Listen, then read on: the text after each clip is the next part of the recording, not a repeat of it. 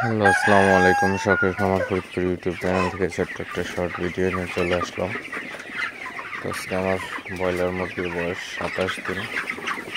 তো 27তম দিনের আপডেট আপনাদের সাথে শেয়ার করব।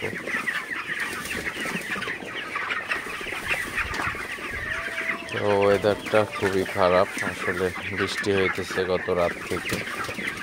তো ওয়েদারটা প্রচুর পরিমাণে খারাপ হওয়ার কারণে কিন্তু আপনার আসলে মুরগির যে শেড, তো শেডের লিটারটাও কিন্তু একটু আসলে স্যাঁতসেঁতে হয়ে যায় আর কি। তো যাই হোক, তো মুরগির এই অবস্থায় মুরগির একটু যত্ন নিতে হবে, মুরগির যেন ঠান্ডা লেগে না যায় বেশি। তো সেদিকেও আমাদের অবশ্যই খেয়াল রাখতে হবে। আর অবশ্যই মুরগিগুলাকে তো তাড়াই দিবেন, যাতে মুরগিগুলা উঠে খাবার খায় ঠিক মতো।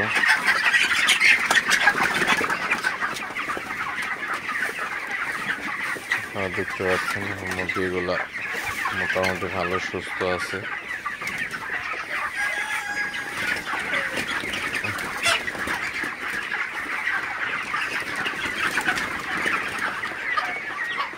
তো সকালবেলায় হচ্ছে আমি শীতের সাইড পর্দা খুলে দিলাম, যাতে একটু আলো বাতাস ঢুকতে পারে।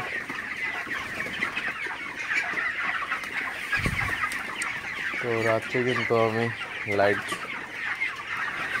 একদম গরম বাল্ব দিইনি, কারণ আপনার সাইড পর্দা লাগানোর পরে যদি আপনি হিট বাল্ব ব্যবহার করেন, সেক্ষেত্রে কিন্তু আপনার ঘরের ভিতরে কিন্তু অবস্থা খারাপ হয়ে যাবে, প্রচণ্ড গরম হয়ে যাবে। তো অবশ্যই রাতে যখন আপনার সাইড পর্দা নামানো থাকবে, তখন কিন্তু আপনার শুধু সাদা বাল্ব দিলেই হবে, অর্থাৎ এলইডি বাল্ব দিলেই হবে। তো হিট বাল্ব দেওয়ার কোনো প্রয়োজন নাই। তো আপনারা যারা খামারি আছেন এই জিনিসগুলো একটু খেয়াল রাখবেন।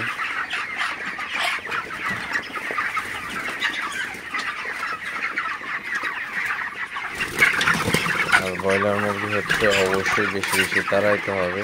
বেশি বেশি না তাড়াইলেও কিন্তু মুরগিগুলা আসলে ঠিকঠাক থাকবে না। তো যত বেশি তাড়াবেন মুরগি তত বেশি সুস্থ থাকবে, তত ওজন আসবে এবং মুরগিগুলো ভালোও থাকবে। তো ভিডিওটি আর বেশি বড় করবো না, সবাই ভালো থাকবেন, সুস্থ থাকবেন। শখের খামার ফরিদপুর ইউটিউব চ্যানেলটা অবশ্যই সাবস্ক্রাইব করবেন, লাইক করবেন, কমেন্ট করবেন এবং শেয়ার করে অন্য ভাইদের দেখার সুযোগ করে দেবেন।